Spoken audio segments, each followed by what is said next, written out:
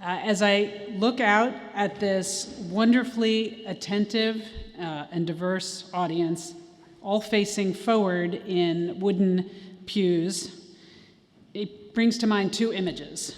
One, of course, is a place of worship, but the other is a boat in which we're all afloat. And I'm going to come back to that idea as I talk to you a little bit today. Try not to get seasick in the meantime. First, given the events of the last 4 months and the esteemed group we're honoring today, I want to just say a few things about why we are all here. I mean here at college, not here at Williams or at Convocation or here in Chapin. So last June, as you all know, a majority of the Supreme Court added to the global clamor about who deserves to be admitted to college and get access to the benefits of higher education. You're already, I know, quite familiar with the court's conclusions. Whatever your views, their decision is going to challenge the methods upon which Williams and schools like us have drawn in recent years to admit a racially diverse population. And in the wake of the ruling, we affirmed our intention to continue seeking such diversity and to explore legally permissible methods that might help us in that quest. And we really do this for two basic reasons. First, we believe that college is an amazing opportunity and it should be open to everyone. And second, we believe that all students benefit from learning in a community as diverse as the world you'll enter after graduation. But as I've read the op-eds and had so many conversations about the court's rulings with colleagues and alumni and friends, I have started to see how admission policies were really just one aspect of a bigger challenge. And this is where that boat metaphor comes back that I just mentioned. Think of the world as a vast ocean. And on that ocean, people are treading water as far as the eye can see. They're everywhere. Some of them might be lucky enough to be in the shallows. Others might have life jackets.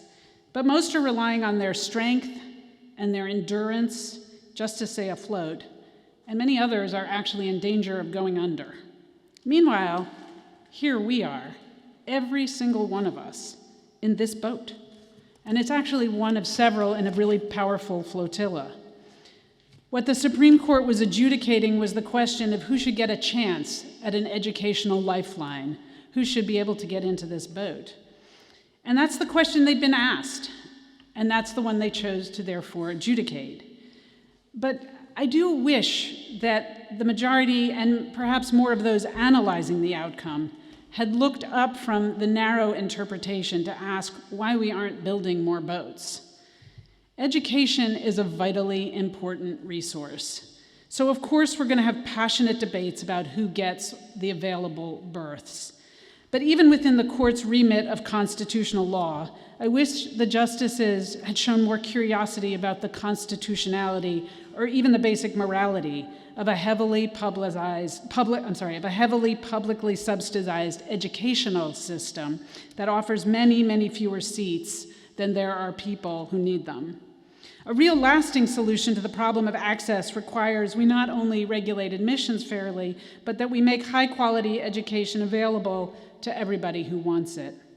That system should include a universe of options.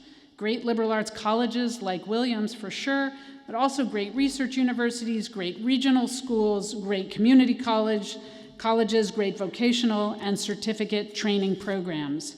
It's a vision that regards education as a gift, both from and for the good of a flourishing democracy and its people. We have ample resources we can bring to the work. The United States has already created an incredible system of higher education. Of course, we debate its flaws, but do we really doubt our ability as a country to make it even better? And do we really lack the skills and the resources to do so across all of our institutions? I certainly hope not, and neither do the alumni that we are going to be recognizing later today. Some people might ask why we should care. Why do we even need college? Maybe the best solution is just to skip it. And to them, my answer is that education is about economic and political and personal empowerment, but it's also about something greater than ourselves. No matter where you come from, or how you were raised, or what you believe, Every one of you can contribute to the transnational and transhistorical project of expanding the boundaries of human knowledge. We want the college admissions process and policies to be equitable and inclusive so everybody can take part of that adventure, but we also need to build enough vessel so there's room on board for everyone. Of course, post-secondary access only has value if students are well prepared by their pre-K through 12 education. And I'm really impressed by how many of our Williams students volunteer in our regional schools, have numerous faculty, staff, and alumni. Today, we're going to be honoring a few extraordinary alums who fought to expand educational access and quality here and abroad. I'm excited to introduce you to them, and you're going to hear from Justice Earls in a few minutes. But first, let me close with one thought. Each of our honorees once sat where you are now, figuratively, and maybe even literally. A couple of them were telling me about the last things they did in this space quite a number of years ago. They, like you, had studied the world and developed views on how it worked and how to make it work better. They had tested themselves and been tested, as you've done, and learned something about their capabilities in the process, as you have too. Senior year is a moment to ask yourself, as they once asked themselves, how are you going to use those gifts? Lots of presidents charge their students in this speech around the country with changing the world. Go out and change the world. And actually, I don't want to do that today. It really puts too much pressure on you. The world is challenging. There's lots of things to fix, and you by yourself are not going to be the person to go out and change it. But what I will ask you to do is to join a global community of people working to change the world together in ways large and small.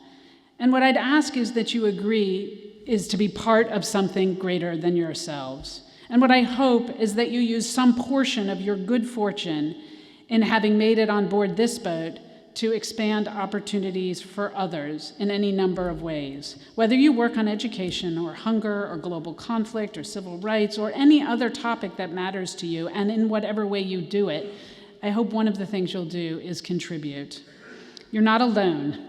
Today's honorees and our other alumni like them are on this journey with you, and they have some great examples of some of the ways in which that can happen, which I look forward to sharing in a little while. So I very much hope you'll listen and learn from them, and I want to end again by congratulating you on the beginning of the end of your senior year, or the beginning of the end of your Williams journey, and I look forward to celebrating it with you as the year moves forward. Thank you. We are now going to turn to hear from Aditya Vidyan and Jesse Cohen Greenberg. Please welcome them.